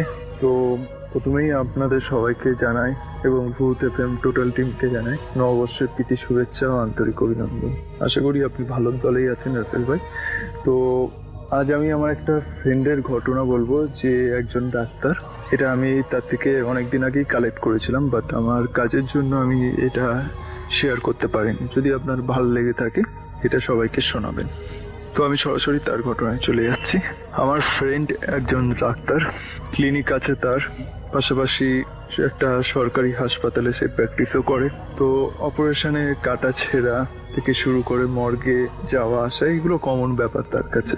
কিন্তু তার জীবনে এমন একটা ঘটনা ঘটেছিল যেটা সে এখনো যদি কোনো দূরে কোনো পেশেন্টকে দেখতে যেতে হয়, সে এই ঘটনাটা তার মনে পড়ে যায়, মানে সে ভাবে যাওয়ার আগে। তো আমি সেই ঘটনায় যাচ্ছি। তো একদিনকে তার ক্লিনিকটা বন্ধ করার সময়, তার ক্লিনিকে একজন রিসেপশনিস্ট আছে, তো সেই ক্লিনিকটা বন্ধ করেন। তো ডাক্তার মানে যে বন্ধু আমার, সে বাড়ি যাওয়ার সময় একটা ফোন আসে তার ফোনে। ফোন আসার সময় তাকে একটা পেশেন্টের বাড়ির লোক বলে যে ডাক্তারবাবু এরকম আমার বাবার এই হয়েছে, আপনি তাড়াতাড়ি আসুন, নাহলে আমার বাবা বাঁচবে না। তো একটু চমকে যায় যে হুট করে বলছে এরকম এরকম কথা, কোনো চেনা পরিচিত পেশেন্ট কি, এটা ভাবেও। কিন্তু তারপর যখন নাম টাম জানে তখন দেখে ওর কোনো চেনা পরিচিত পেশেন্টও না। কোথা দিয়ে ফোন করছে এটা জানলে ও আরো অবাক হয় যে এত দূরে ও কোনোদিনও পেশেন্ট দেখতেই যায়নি, তাহলে ওকে জানলো কিভাবে? হয়তো জানতে পারে কারোর থ্রুতে। তো সে বলে যে আমার এখন ক্লিনিক বন্ধ হয়ে গেছে, আমি বাড়ি চলে যাব। তখন খুব রিকোয়েস্ট করার পর বললো যে জায়গাটা কোথায়। তো জায়গাটা মিনিমাম ও যা শুনে টুনে দেখলো আধা ঘন্টার উপরে। তো প্রথমে নাই বলে দেয়, কিন্তু একদিকে খুব রিকোয়েস্ট করে যে আমার বাবা হয়তো বাঁচবে না। ও তখন বলে যে আপনার ওইখানে আশেপাশে কোনো ডাক্তারের কাছে বা আপনি হাসপাতালে নিয়ে যান। ও তখন বললো যে সব বন্ধ হয়ে গেছে। তো ডাক্তারখানা বন্ধ হতে পারে মেনলি, বাট হাসপাতাল তো বন্ধ হয় না। তো অবাক হলো, দিয়ে ভাবলো যে ঠিক আছে আমি আসছি তাহলে। তো ক্লিনিক থেকে বেরিয়ে নর্মালি ট্রেনে চেপে ও ট্রেনে করে নামার পর যখন বাইরে আসে, বাইরে এসে দেখে পুরো রাস্তাটা পুরো ফাঁকা, খালি দুটো অটো রিক্সার মতো দাঁড়িয়ে আছে। বাদবাকি সামনে দিয়ে দেখতে পাচ্ছে ডাক্তারখানা বন্ধ আছে, এমনি দোকানও বন্ধ।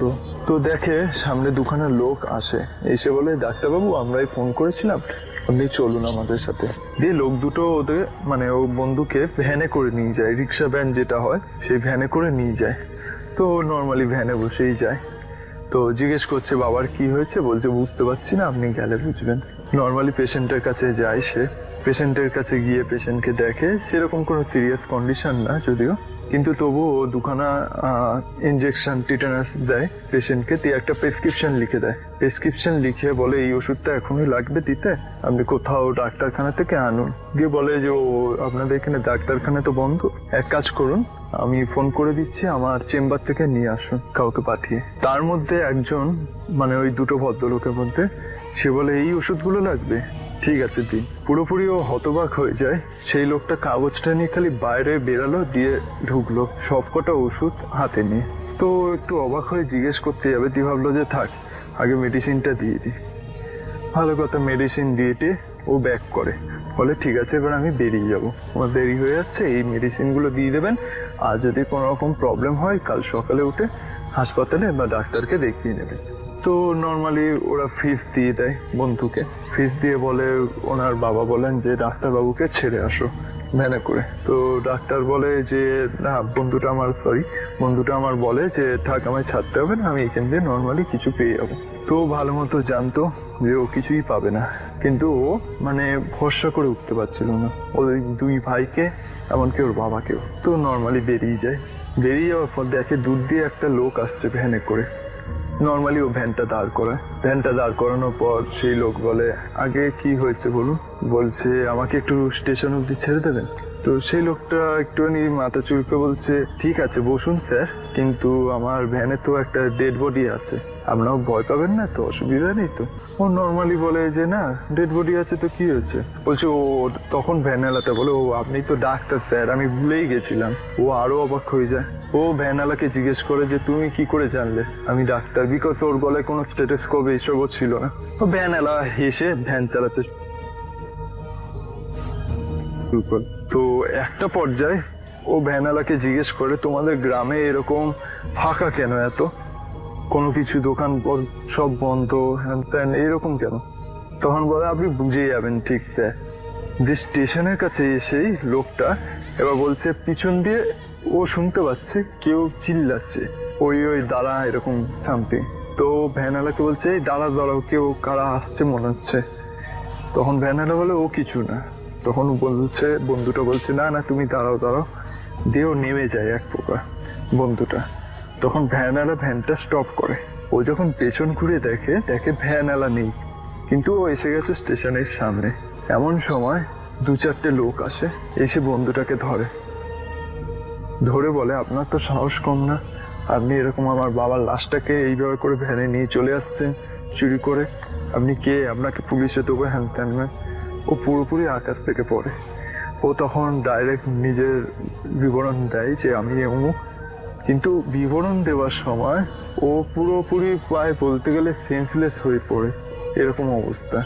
ও যে লোকগুলো সামনে ছিল তার মধ্যে 2জন লোককে দেখে, যে পেশেন্ট দুখানার যে বাড়ির ছেলে 2জন ওকে পিক করতে এসেছিল, তাদের 2জনকে দিয়ে বলে আমি তো আপনার বাড়িতে গিয়ে আপনার বাবাকে দেখে এলাম, আপনি আবার আমাকে চোর বলছেন।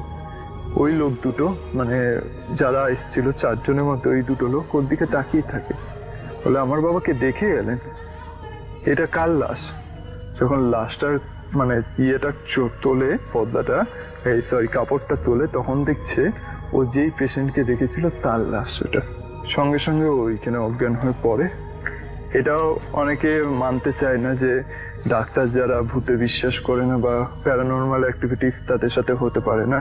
ও আমাকে নিজে বলেছে যে ও নিজেও বিশ্বাস করতো না এইসবে, বাট এরকম একটা অ্যাক্টিভিটিস হওয়াতে সত্যি সেন্সলেস হয়ে পড়ার পর স্টেশনে ওইখানে স্টেশন মাস্টার যে আছে তার রুমেই ওকে নিয়ে যাওয়া হয়। সব লোক ওকে গোল হয়ে ঘিরে ধরেছিল। ও যখন মানে সেন্সলেস অবস্থা থেকে ওঠে, যখন ওর চোখে মুখে জল ছেটানো হয়, তারপরে ও নিজের পরিচয় দেয় যে অমুক ডাক্তার একজন ওইখানে। তো স্টেশন মাস্টার ওকে চিনতে পেরেছে, তো যেহেতু ওর বাবা থ্রুতে সামথিং এরকম কিছু একটা ব্যাপার, তো স্টেশন মাস্টারকে পুরোপুরি ঘটনাটা বলে। তখন সবাই অবাক হয়ে যায় যে কিভাবে এটা পসিবল। এমনকি ওদের যে লোকগুলো ছিল তাদের বাড়ির পুরো মানে বাড়িটা কোন জায়গায়, কি বৃত্তান্ত সবকিছু এভরিথিং বলে দেয়।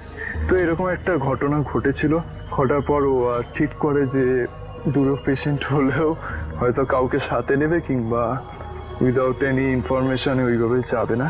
তো এই ঘটনাটাও আমার কাছে শেয়ার করেছিল। আমি জানি না এটা কার কার ভয় লেগেছে, বাট আমার মনে হলো আমি তাই পাঠালাম। যদি ভালো লাগে রাসেল ভাই তাহলে শোনাবেন। চলুন শুনে আসি পরবর্তী ঘটনাটি।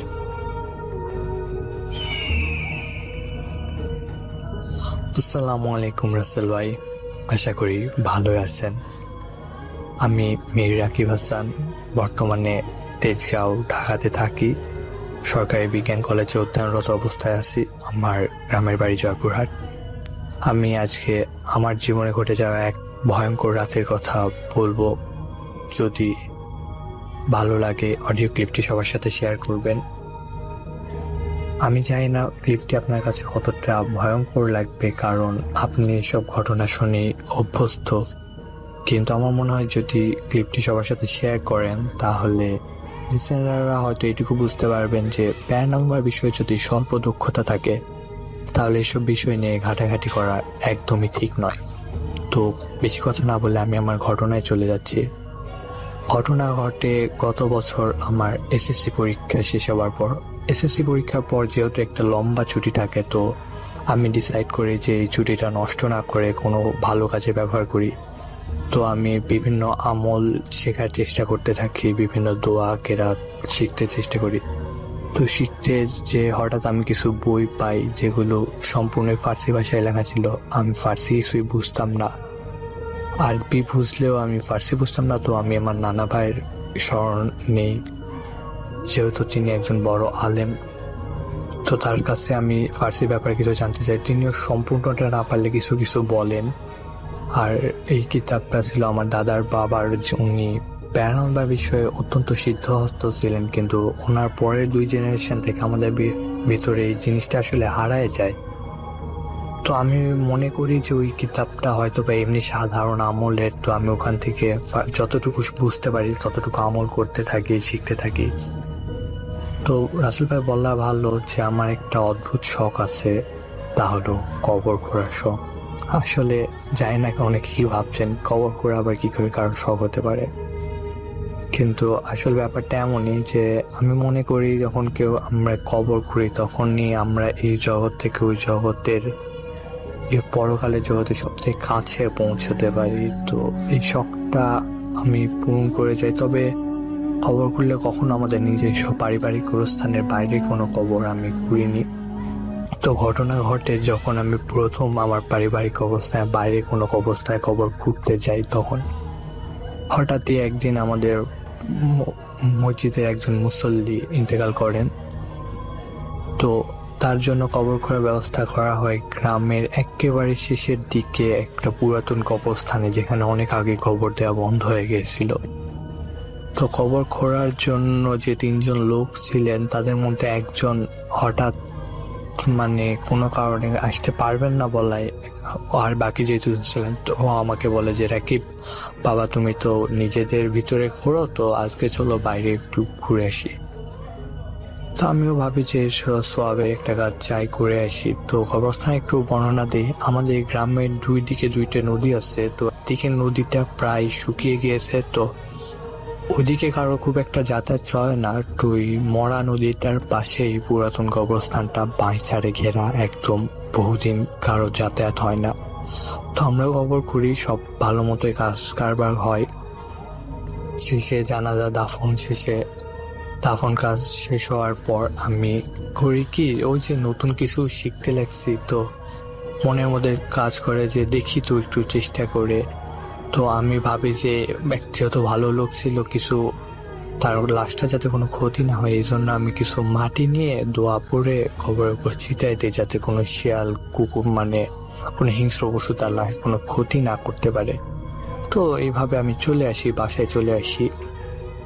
পরে ঈশার নামাজের পর, আসরের নামাজের পরে আসলে আমরা মাটি দিয়ে চলে আসি, তারপর মাগরিব যাই। ঈশার নামাজের পর ঘটে কি, আমি বাড়ি আসছিলাম, হঠাৎ আমার এটুকু মনে আছে যে আমার বাড়ি থেকে মসজিদ খুবই কাছে, এবং মসজিদে আমার বাড়ি হচ্ছে পশ্চিম দিকে, কিন্তু আমি পূর্ব দিকে একটু যাই বন্ধুদের সাথে কথা বলতে বলতে। হঠাৎ আমার কিছু মনে নাই, চোখ খোলার পর দেখি আমি ওই কবরস্থানে। বলে রাখা ভালো, কবরস্থানটা আমাদের মসজিদ থেকে কমসে কম তো 1 কিলোমিটার দূরে হবে। আমি কি করে এত তাড়াতাড়ি এই রাতের বেলা এত দূর এই কবরস্থানে আসলাম আমি কিছুই জানি না। তারপর হঠাৎ মনে হলো মাথাটা ঝিমঝিম করছে, আমি জানি না, আবার পড়ে গেলাম মাটিতে। তবে এবার আর জ্ঞান হারাইনি। উপরে তাকায় দেখি 4টে লাল আলো আগুনের গোলার মতো ঘুরছে, চারদিকে ঘুরছে। হঠাৎ একটা এসে আমার ডান সাইড দিয়ে মাটিতে আঘাত করলো। আমি চমকে উঠলাম, চমকে উঠে ডান পাশে ফিরে দেখি আলোটা মাটির নিচে ঢুকে গেছে, আর আগুনের গোলার বাকি 3টা আগুনের গোলা মাটির উপরে ঘুরতেছে, আর ঘুরতেছে ঠিক ওই নতুন কবরটার উপরে। কিন্তু মনে হচ্ছে দেখে ওই 3টা আগুনের গোলা কিছুতেই কবরটার উপরে ঢোকার চেষ্টা করতেছে, কিন্তু মনে হচ্ছে কোনো একটা কাঁচের দেওয়ালের সাথে আটকে যাচ্ছে। আমি এসব দেখে প্রথমে খুব ভয় পেয়ে যাই, তারপর নিজেকে সামলে নিয়ে আয়াতুল কুরসি পড়তে থাকি। আয়াতুল কুরসি, আমানা রাসূল পড়ি, 4 কুল পড়ি। পড়ার পর আমি দেখি যে আস্তে আস্তে সবকিছু আলোগুলো মিশে যেতে থাকে সাইডে। তো আমি করে কি খুব দ্রুত ওখান থেকে দৌড়াতে শুরু করি, আমার বাড়ির দিকে দৌড়াতে শুরু করি। দৌড়াতে দৌড়াতে আমি রাস্তায় আসতে আসতে অনেক ঘটনা ঘটতে থাকে। রাস্তার চার সাইডে পুকুর ছিল, তো দুই পাশে পুকুর ছিল, তো পুকুর থেকে কখনো দেখেছি পুকুরের ভিতর থেকে কোনো কুকুর এই পাড়ের থেকে ওই পাড়ে লাফতেছে, পুকুরের ভিতর থেকে পানির ভিতর থেকে কুকুর ফি করে বের হয়ে আসে। আসলে ওগুলো ছিল হয়তো অন্য কিছু। তারপর ওই পুকুরটা পার হয়ে আসার পর আমার পিছন পিছন দেখি যে একটা বিড়াল আসতেছে, কখনো সামনে কখনো পেছনে। আমি একসময় নিজের কন্ট্রোল হারিয়ে ফেলে ওই প্রাণীটাকে জিজ্ঞেস করি, যে একটু রাগান্বিত হয়ে জিজ্ঞেস করি, তুমি আমার পিছন ধরেছো কেন? আমি তোমার কি ক্ষতি করেছি? তো প্রাণীটা নিজের চোখ গোল গোল করে বলে, হঠাৎ বিড়াল বলতে শুরু করে যে তুমি আমাদের কাজে কেন বাধা দিলে? আমি যখন দেখছি যে একটা প্রাণী, বেড়ালের মতো একটা প্রাণী কথা বলছে, তখন আমি আর নিজেকে ধরে রাখতে পারিনি। আমি খুব জোরে উদ্ধশ্বাসে দৌড়াতে শুরু করি, আর দৌড়াতে দৌড়াতে চেহারা পড়তে থাকি। তো আমার সামনে একটা পুকুর আসে, ওটা পার হয়ে আমাদের যেতে হয়। তখন দেখি যে আমার চার সাইড থেকে 4টা কুকুর আসতেছে, সামনে থেকে একটা, ডানে বাঁয়ে আর পেছন থেকে 4টা কুকুর দৌড়ে আসতেছে আমার দিকে। আমি আল্লাহর কাছে প্রার্থনা করতে থাকি যে আল্লাহ আমাকে বাঁচাও, আমাকে এই জায়গা থেকে বের করো। তো হঠাৎ আমি চোখ বন্ধ কিছু একটা অনুভব করি, কিছু একটা আমাকে পিছন থেকে ধরলো, ধরে উপরে তুলে একবারে ঘুরে এই পার ফেললো। আমি বুঝতে পারলাম না এটা কি ছিল। পরে দেখলাম যে পুকুরের ওই পারে 4টা কুকুর একত্র হয়ে 4টা এক জায়গায় মিশেছে, একটা হলো। তারপর সেগুলো ওই একটা কুকুর মিশে গেল। আর তখন আমার কানের পাশে কেউ একজন বলল, নানার কাছে যাও। আমি জানি না কে বলছে কি বলছে আর আমার সাথে কি ঘটতেছে। আমি মনে হচ্ছে এটা স্বপ্ন না তন্দ্রা। তবে আমি এতটুকু শোনার পর বুঝছি সত্যি আমার সাথে কিছু খারাপ চলছিল, আর কেউ হয়তো আমাকে বাঁচিয়ে দিল। এরপর আমি আর দেরি করিনি, তাড়াতাড়ি বাড়িতে চলে আসি। বাড়িতে চলে আসার পর আর আমি বাড়িতে কাউকে কিছু না বলে সোজা বাইকটা বের করি আর আমার নানা বাড়ির উদ্দেশ্যে রওনা হই। আমার নানা বাড়ি খুব একটা দূরে ছিল না, ঘুর পথে গেলে মেন রাস্তা থেকে গেলে 8 কিলোমিটার, আর ধানের জমির মধ্যে দিয়ে গেলে 5 কিলোমিটারের মতো হয়। তো যেহেতু আমাকে বলছিল যে তাড়াতাড়ি নানা বাড়ি চলে যাও, কি বলছিল কে বলছিলাম জানি না, তবু কেউ আমি এই শব্দটা শুনতে পাইছিল। তো আমি ভাবি যে ভিতর দিয়ে গেলে হয়তো তাড়াতাড়ি হবে, তো আমি ধানের জমির ভিতরে রাস্তা দিয়ে মোটরসাইকেল চালাতে থাকি। তো বাইকটা চালাতে চালাতে 3 মাথায় একটা মোড় আসছে, ওই মোড়ে দেখি গাছের উপর আবার সেই 3-4টা আলো, 4টা আগুনে গোলা। উল্কাপিণ্ড যেরকম বর্ষণ হয় রাসেল ভাই, সেইভাবেই এক একটা আমার কান মাথা ঘেঁষে যেতে থাকে। আমি শুধু চোখ বন্ধ করি আর আবার চেহেল কাফ পড়তে থাকি। আমি জানি যে চেহেল কাফ যদি কেউ পড়তে পারে, আসল চেহেল কাফটা, তবে কোনো ধরনের কোনো শয়তানি শক্তি তার কোনো ক্ষতি করতে পারবে না। কিন্তু আসলে অতটা ভয়ের ফলে আমি সম্পূর্ণটা পড়তে পারতেছিলাম না, ভুলভাল পড়তেছিলাম, ওই জন্য কাজেও দিচ্ছিল না। অনেক কষ্টে আমি শেষ পর্যন্ত আমার নানা বাড়িতে পৌঁছাই এবং দৌড়ে ঘরে ঢুকে যাই। তখন রাত 12টা পার হয়ে গিয়েছে। আসলে গ্রামের মধ্যে রাত 8টা-9টার পরে ওই সময় কেউ বাইরে থাকে না, আর ধানের জমির মধ্যে দিয়ে আসছি, তাই আশেপাশে কেউ ছিল না। নানা ভাইকে যাই দৌড়ে জাপটে ধরি আর নানা ভাইকে সব ঘটনা খুলে বলি। তো উনি রাতেই ব্যবস্থা নেন। উনি যেহেতু বড় আলেম ছিলেন আর এসব ব্যাপারে অনেক সিদ্ধহস্ত ছিলেন, তো উনি ওই 4টা জিনকে হাজির করে এবং তাদেরকে জিজ্ঞেস করে যে তুমি আমার নাতির সাথে কেন লেগেছো তোমরা? তো ওরা বলে যে আপনার নাতি আমাদের শিকারটা নষ্ট করে দিয়েছে। আমরা আমাদের যে কবরস্থানে আমরা থাকি সেখানে অনেকদিন পর কবর দেওয়া হয়েছিল, আর আমাদের ওই লাশটা খুব দরকার ছিল, কিন্তু আপনার নাতি ওখানে কবরটাকে বন্ধ করে দিয়েছে, তাই আমরা ওর আশেপাশে প্রবেশ করতে পারতেছি না, আর তার কারণে আমরা কবরস্থানে থাকতেও পারতেছি না। আমাদের খুব সমস্যা হচ্ছে, এই জন্য আমরা ছাড়বো না। তো নানাও বলে যে আমাকে জিজ্ঞেস করে যে তুই কেন করছিস, আমি বলি যে নানা ভাই আমি তো বুঝতে পারিনি, আমি শুধুমাত্র চাইছিলাম যে কোনো শিয়াল কুকুর যেন ক্ষতি করতে না পারে, তাই তো আমি খবরটাকে বন্ধ করছিলাম, কিন্তু আমি তো জানতাম না। তো নানা ভাই আমাকে খুব বকা দেয় আর বলে যে যে জিনিস জানিস না সেই জিনিস কেন আমল করতে যাস। ওটা ছিল আসলে যে দোয়াটা পরে আমি কবরটা বন্ধ করেছিলাম শিয়াল কুকুর আটকানোর জন্য, আসলে ওটার কারণে ওরা ওই কবরস্থানেই থাকতে পারতেছে না, তাই ওরা আমার উপর খেপে যায় এবং অনেকক্ষণ ওই যুক্তি তর্কের পর ওরা রানা ভাইকে বলে ঠিক আছে আমরা ওকে ছেড়ে দেব, ওর কোনো ক্ষতি করব না, তবে ওকে নিষেধ করে দেন যে ও যেন আর এরকম কখনো না করে। তো আমিও বলি যে না সত্যি আমি যতদিন না সঠিকভাবে বুঝতে পারতেছি ততদিন এসব কাজে আর হাত দেব না। আর তারপরে আমি নানা ভাইকে জিজ্ঞেস করি নানা ভাই আমি কে ছিল সে যে আমাকে পুকুরে পার করিয়ে দিল, আর আমার কানের কাছে বললো যে তোমার নানা ভাইয়ের কাছে যাও।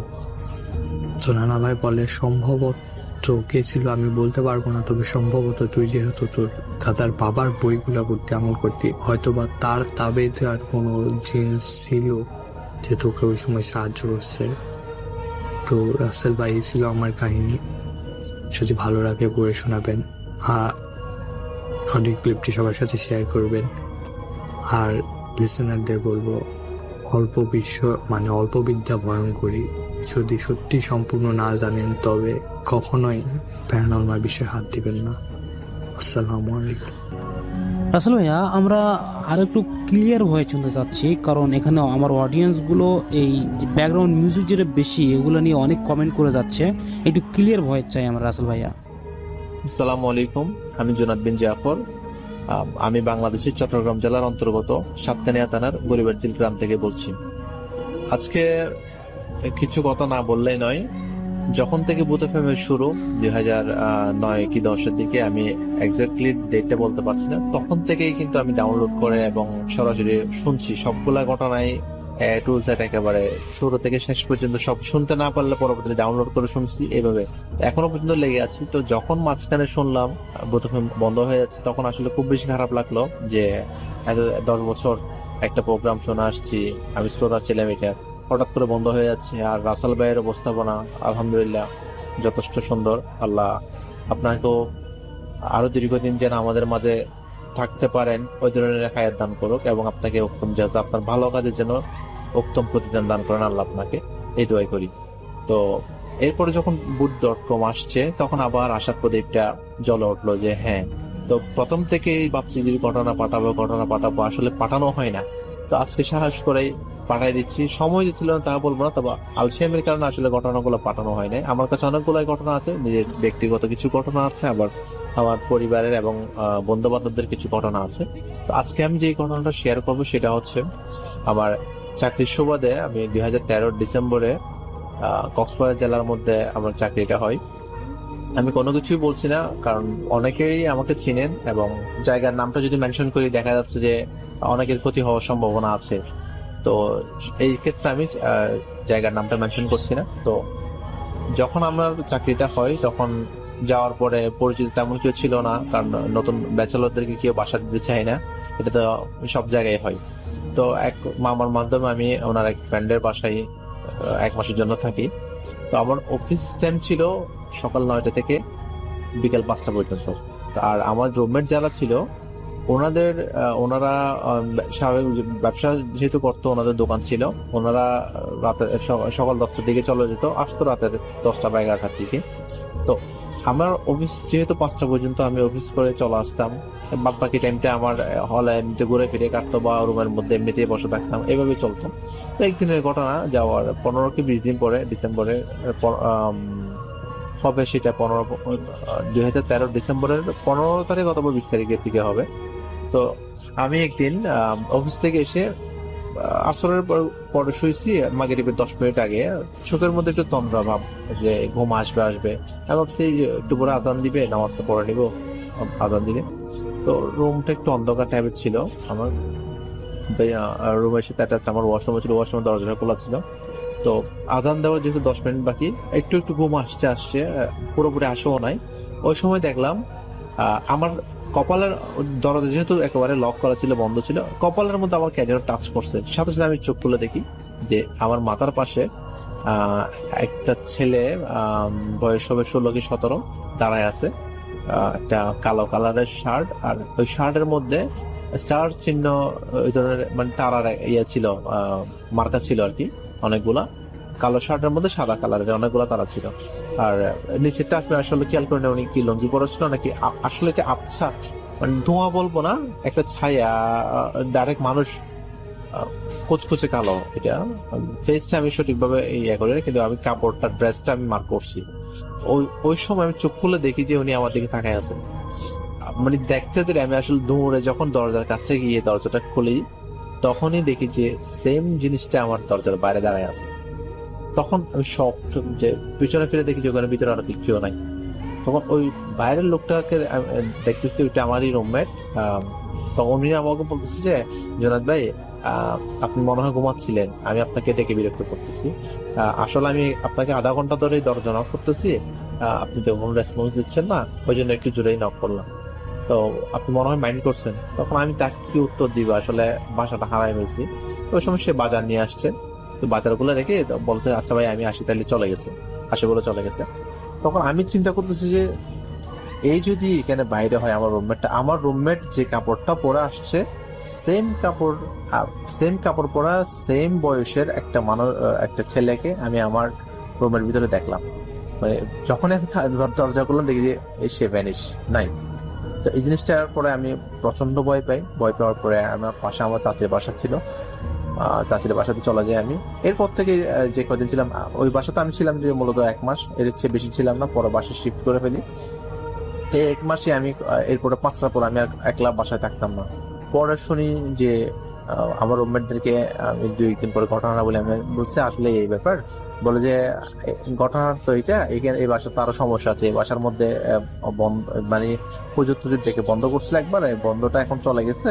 ওখানে তো রাতের 2টা 3টার দিকে যখন উঠে ছাদের মধ্যে, তখন মানে পায়ের মধ্যে স্যান্ডেল পরে যদি চেষ্টায় যদি হাঁটেন, যে শব্দটা হয়, মানে ঘষে যদি আপনি স্যান্ডেলটা না তুলে ঘষে হাঁটার যে শব্দটা হয়, ওই রকম শব্দ হয়, মানে কেউ একজন হাঁটে সেখানে ছাদের উপর।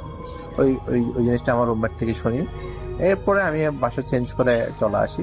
তো এই ঘটনা, মানে এই ঘটনাটা রিলেটেড আর কোনো সমস্যা হয়নি আলহামদুলিল্লাহ। এরপরে অন্য বাসার মধ্যে চলে আসি, আরো কিছু ঘটনা আছে অন্য বাসার মধ্যে, এটা অন্য একটা এপিসোডে বলবো, যদি এই ঘটনাটা সিলেক্ট হয় আর কি। আরো কিছু ঘটনা ইনশাল্লাহ পাঠাবো আমি। তো সে পর্যন্ত সবাই ভালো থাকবেন আর আমার জন্য দোয়া করবেন। আসসালামু আলাইকুম।